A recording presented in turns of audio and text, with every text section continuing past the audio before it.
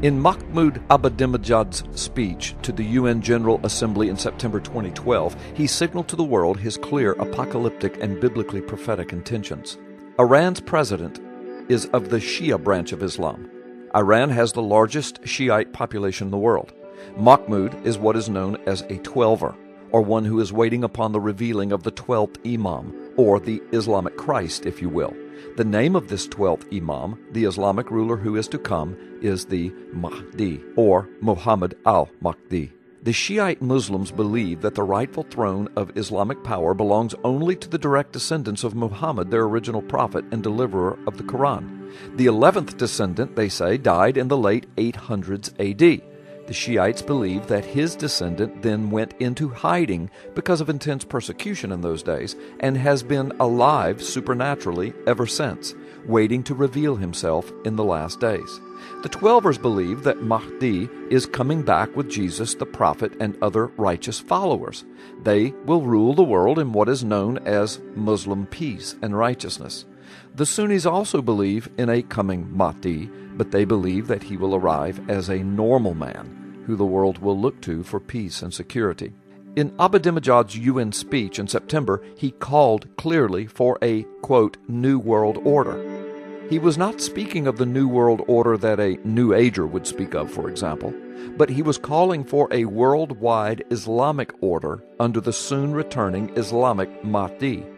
He actually went on in that speech to say that very thing. Listen to selected quotes from his speech. Quote, "There is no doubt that the world is in need of a new world order and a fresh way of thinking.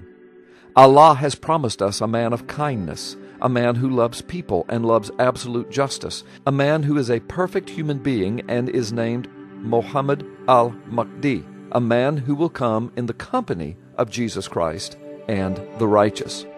The arrival of this ultimate Savior will mark a new beginning, a rebirth, and a resurrection. It will be the beginning of peace, lasting security, and genuine life. Mahdi will establish a world order of prudence. Mahdi will bless humanity with a spring that puts an end to our winter of ignorance. Now we can see and sense the sweet scent and the soulful breeze of the spring that has just begun. Let us join hands and clear the way for his eventual arrival with empathy and cooperation, in harmony and unity. Let us march on this path to salvation for the thirsty souls of humanity to taste immortal joy and grace. Long live this spring." End quote.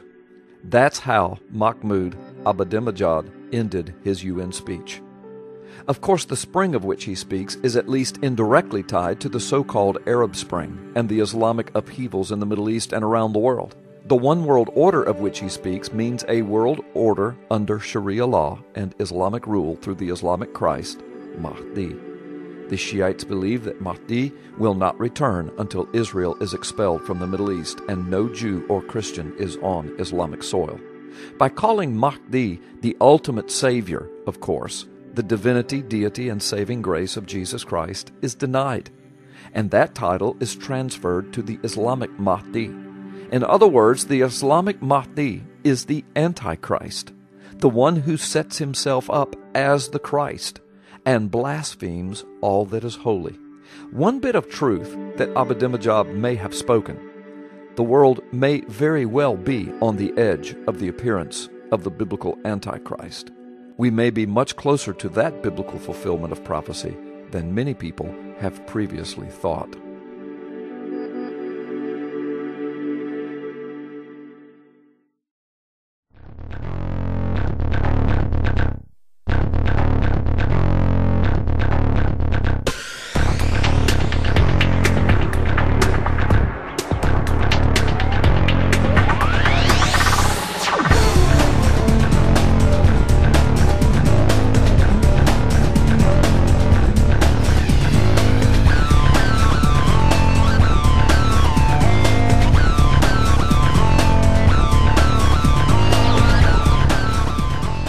Hello, friends. Welcome to In the Market with Janet Parshall. So glad you're with us. And our conversation this hour is going to emanate from a book called The Magic Man in the Skies. And Carl Gallups is the author of the book.